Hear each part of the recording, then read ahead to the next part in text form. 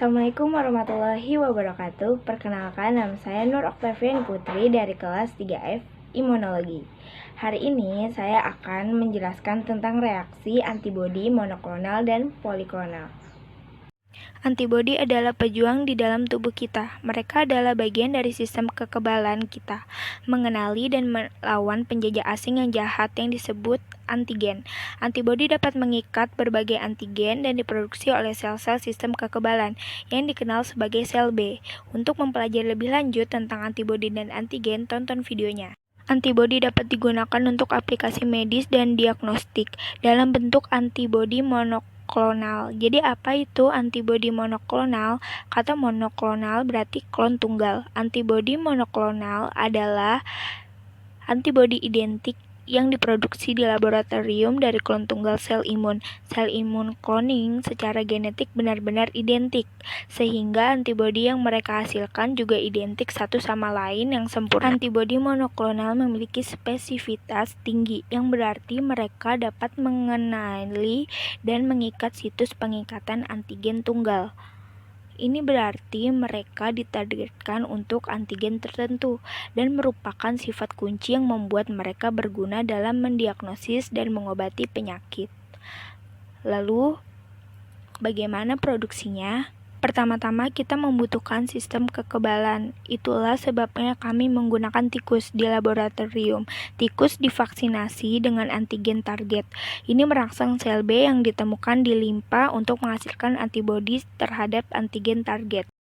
Limpa tikus kemudian diangkat sel B dari limpa diisolasi dan menyatu dengan sel tumor kita. Perlu menggabungkan sel B penghasil antibodi dengan sel tumor, karena sel B tidak memiliki kemampuan untuk membelah, tetapi sel tumor memang membelah dengan mudah. Sel fusi ini disebut sel hibridoma.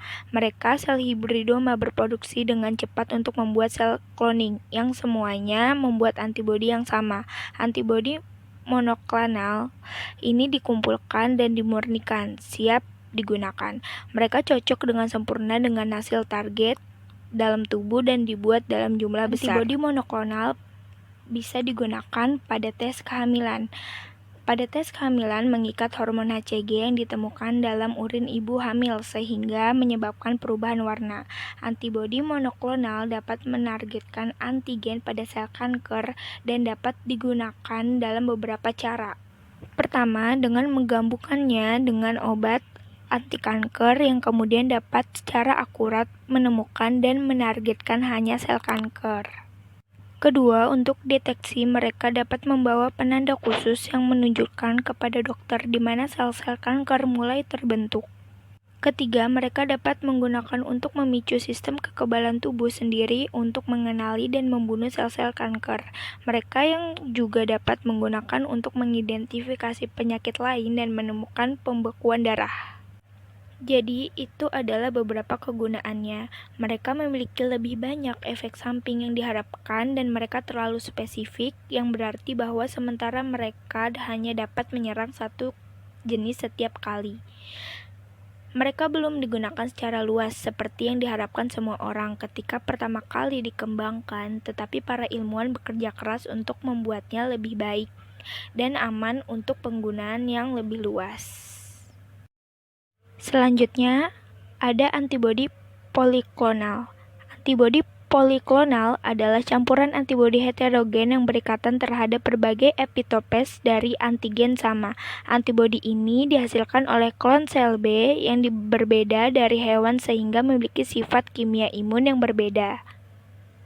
Antibodi poliklonal dapat memiliki sedikit perbedaan pada spesifitas dan afinitasnya dan dapat dijumpai pada kambing.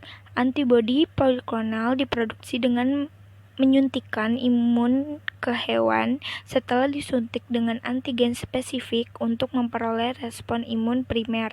Hewan diberi imunisasi sekunder bahkan tersier untuk menghasilkan antibodi yang lebih tinggi terhadap antigen tertentu. Setelah imunisasi, antibodi poliklonal dapat diperoleh langsung dari serum darah yang telah memiliki protein pembekuan dan sel darah merah dihapus, atau dimurnikan untuk mendapatkan solusi yang bebas dari protein serum lainnya. Periode imunisasi bertahan 3-8 bulan dan hewan biasanya dibantu dengan suntikan imunogen 2 kali seminggu. Darah dikumpulkan dari telinga kelinci atau jantung kelinci tersebut. Serum disiapkan dengan memisahkan sel-sel dari darah melalui sentrifusi dan persiapan antibodi poliklonal dapat digunakan dalam bentuk antisera yang distabilkan atau lebih lanjut dimurnikan. Dalam pengobatan, penggunaan paling umum di antibodi poliklonal adalah pemberian kekerabatan pasif terhadap penyakit tertentu. Pada pengobatan Ebola, misalnya adalah transfusi serum antibodi yang berasal dari manusia. Sekian pemaparan video reaksi antibodi monoklonal dan poliklonal dari saya. Terima kasih. Wassalamualaikum warahmatullahi wabarakatuh.